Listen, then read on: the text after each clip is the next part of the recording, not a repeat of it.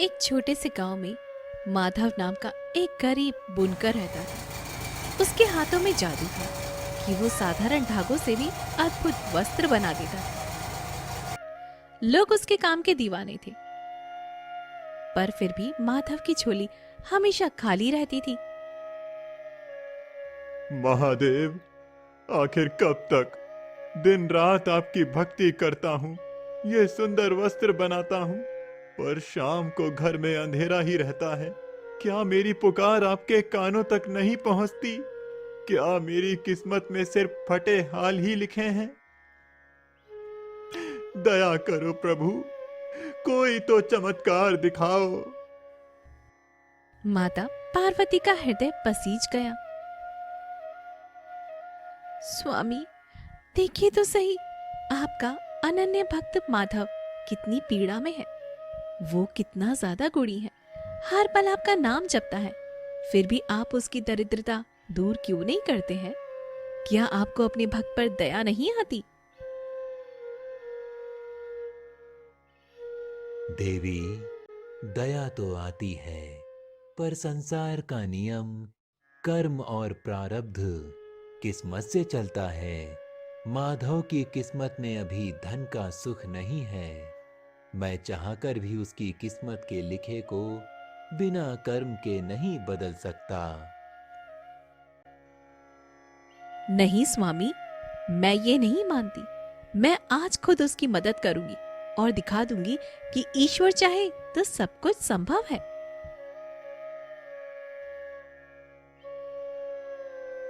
ठीक है देवी, कोशिश कर लीजिए, पर याद रखिएगा, बिना सही कर्म के भाग्य साथ नहीं देता। माता पार्वती ने माधव के रास्ते में सोने के सिक्कों से भरी एक पोटली रख दी। माधव वहां से गुजर ही रहा था, तभी उसने कुछ ऐसा किया जिसकी उम्मीद किसी को भी नहीं थी। वाह, प्रकृति कितनी सुंदर है। आज मेरा मन कह रहा है कि आंखें बंद करके चलूं और अनुभव करूं कि एक अंधा व्यक्ति अपनी राह कैसे ढूंढता होगा। माधव आंखें मूंद कर चलने लगा और उस पोटली के ऊपर से पैर रखकर निकल गया, पर उसे देख नहीं पाया। देखा देवी, उसने अपनी आंखें बंद कर ली थीं। पार्वती माता ने हार नहीं मानी। इस बार वो एक बूढ़ी औरत का वेश धारण करके माधव के सामने आई।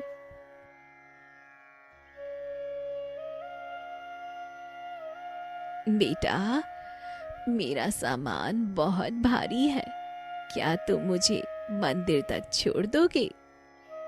जरूर माँ, आप चिंता मत कीजिए, मैं पहुंचा दूंगा। मंदिर पहुंचने पर माँ ने उसे एक बेशकीमती सोने की मुहर दी। ये लो बेटा, तुम्हारी सेवा का फल, इसे संभाल कर रखना, तुम्हारी गरीबी दूर हो जाएगी। धन्यवाद माँ, आ- आज तो महादेव ने सुन ली। थकान मिटाने के लिए माधव तालाब में नहाने के लिए उतरा। उसने मुहर किनारे पर रखी, पर अचानक एक बंदर आया और उसे उठाकर पानी में फेंक गया।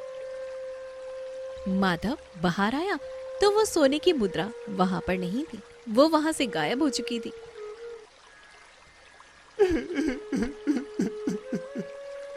हे भगवान, क्यों तू बार बार मुझे दिखाकर छीन लेता है? शायद मेरी किस्मत ही फूटी है।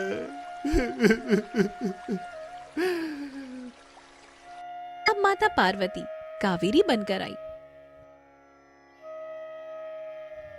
माधव भैया, पहचानो मुझे, मैं कावेरी। आपने पिछले साल जो साड़ी मेरे लिए बुनी थी, उसकी असली कीमत मेरे पति ने अब भेजी है। ये लीजिए, सोने के सिक्कों की थैली। पर बहन, ये तो बहुत ज्यादा हैं। हुनर की कोई कीमत नहीं होती भैया, इसे आप रख लीजिए। माधव पैसे लेकर घर पर आया, पर उसी रात चोरों ने उसकी कुटिया साफ कर दी। सुबह माधव के पास फिर वही फटी चादर और खाली हाथ थे। माता पार्वती दुखी होकर कैलाश पर लौट आई।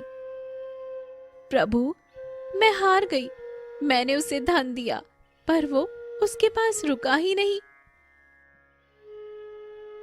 देवी, आपने उसे दान दिया, पर उसे अभी फल चाहिए था, और फल हमेशा कर्म के पेड़ पर उगता है। चलिए, अब मैं उसे रास्ता दिखाता हूँ। अगले दिन कावेरी फिर माधव के पास आई, पर इस बार धन लेकर नहीं।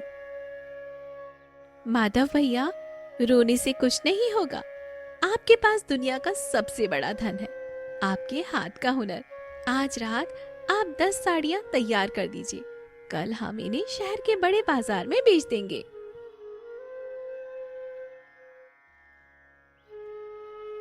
पर बहन, क्या कोई खरीदेगा? कोशिश तो कीजिए भैया। माधव पूरी रात जगा। हर धागे के साथ उसने ओम नमः शिवाय का जाप किया। सुबह तक वो बाजार पहुंचा तो उसकी सभी साड़ियों की चमक देखकर भीड़ उमड़ पड़ी। ऐसी कारीगरी! ये लो 1000 मुद्राएं, ये साड़ी मेरी हुई। मुझे 2 चाहिए, ये लीजिए इसकी दुगनी कीमत। देखते ही देखते सारी साड़ियां बिक गई। माधव के पास इतना धन आ गया जो पहले कभी भी नहीं था। तभी उसे एहसास हुआ कि कावेरी गायब है। मैं समझ गया प्रभु, आपने मुझे मांगने वाला नहीं, देने वाला बनाया है। कर्म ही असली पूजा है और मेहनत ही असली भाग्य।